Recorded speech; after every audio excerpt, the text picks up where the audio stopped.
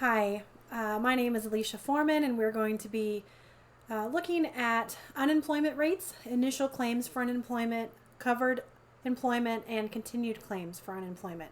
What do these different items mean, and how does it affect the U.S.? I think that it's important to understand unemployment rates are not an actual count of the people that are unemployed, but it is a percentage of the people in the labor workforce and how many are unemployed. Initial claims for unemployment are those who decided to claim their rights to have income from the government for not having a job, for their job being taken away.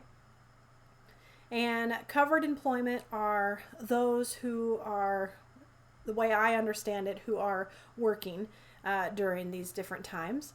And then continued claims are if you haven't found a job and you're continuing to make the claim to obtain unemployment income from the government. So then I'll talk a little bit about what they mean, and then let's look at how it affects the United States. Here we have only 2 years. 2020 hasn't finished yet, so we only have data up until August. It is now currently October. And as you can see, the unemployment rate is pretty steady. These are all the unemployment rates added up for all of the 50 states. So it looks a lot higher than it really is. But we notice a giant spike in the month of April. And we can also see the sum of the initial claims. They're very, very low. I mean, 1 million, but they're low. And it jumps to, let's see, in March there's a big spike, which there's a slight spike here in the unemployment rate. And then there's a huge spike, same as the unemployment rate. They kind of mirror each other to a certain extent. We can see that there are more people claiming unemployment in the month of April, and it will continue to be high shortly thereafter. Here, the way I understand it, as the sum of covered employment, these are all of the people that are actually employed. It kind of looks like there's a pattern here that every third or every other month, about every third month, there's a spike in the number of jobs. Maybe holiday, maybe, I'm not really sure why there would be a big spike here, but I thought it was important to compare all three of these items today.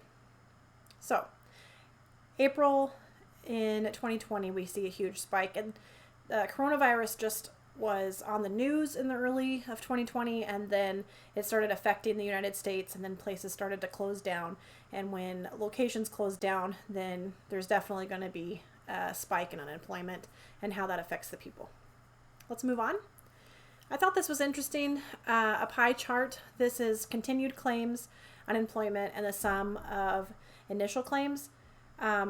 If you click here, you can see it's a very low amount, but again, we have to realize that the unemployment rate is not a total number of people or applications, or it's not individual, it's a rate overall. But it is still, it's a normal rate in April of 16. I went ahead and compared just the month of April for each of the last 5 years. As we can see here, the sum of initial claims, and then a large part of every pie chart will be the sum of continued claims. So someone went on unemployment, they claimed it, and now they're continuing to claim it month after month. There is a difference in the size of the pie charts. So here in 16 versus 17, this pie chart is smaller. We can see about 1 million smaller between these two. Then it goes even lower in 18, where life is good. 19, life is pretty good. And then we hit April of 2020. There's also the shading is a part of that as well, as we can see here. So we went from April 1 year prior of 19, there were 6,941,000 continued claims, and it went to 54,698,000 continued claims.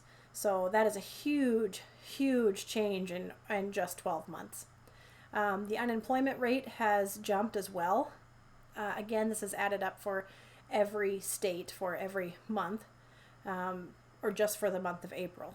But that'll be 723 versus 195 of the rates. So it's a little off, but it's okay.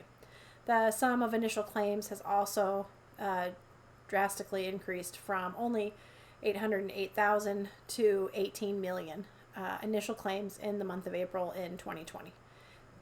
Way bigger pie chart, so you can see automatically how great the economy was here and then how it spiked in just 12 months. Now we're going to look at the yearly effect of the initial claims and unemployment rate.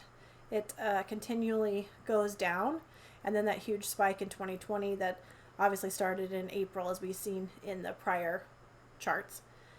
This is also a continual initial claim decrease, even though it doesn't look as big a deal. This is the actual unemployment rate. So it was here at 8.3 in the year of 2011, and it went down to 3.7 in 19, and then it jumped up again to 7.9 in 2020. Another part of this is the 20,000, and it jumped up to 136,000 initial claims. So huge spike, kind of repeating data, but it's nice to see it in different formats to visualize it. So that's good. Here we have a map. I thought this was quite interesting that Nevada here had the highest rate of unemployment on the average. Now we switch to average. In April of 2020. I would have thought that the larger the state, the higher populated, the more businesses, we would see a bigger jump. But Nevada seemed to be the highest rate of unemployment in April of 2020. I thought that was interesting compared to the claims in April of 2020. California claimed way more than any other state, and then it makes sense. Texas is right up there, and New York is up there, Florida is up there, because these are very large states, high density, lots of jobs. It makes sense that they would be claiming unemployment as the jobs are laid off. Whereas we back up, looking at the unemployment rate, I mean, 13.8, 15.3, they're still high, but nowhere close to 30. 16.4. So they're still high for the unemployment rate, but people in California are definitely claiming more unemployment than probably people in Nevada, as you can tell by this chart. I mean, it's just a huge difference between the states. We are located in South Dakota, so it's kind of interesting to look at South Dakota. Not as many jobs, a lot of farmland, a lot of open area for the wind to blow, because we love the wind. But there are still quite a few initial claims. Let's look at the unemployment rate, just at 10.9, which is a little more than Nebraska, neighboring state, and more than Montana. Nope, less than Montana. Minnesota, more than Minnesota. It's just quite interesting to me that the unemployment rate would be so high in a certain state like Nevada, and then the initial claims would be higher in another state. So it's quite interesting to keep track of this information, to know what state you're in, to know how it's being affected by COVID or any kind of economic disturbance that might be happening in the United States, to see how it'll affect your local area. I just thought it would be interesting to learn about this a little bit. It's a great way to compare different types of information and to see how it affects us. So thank you for listening.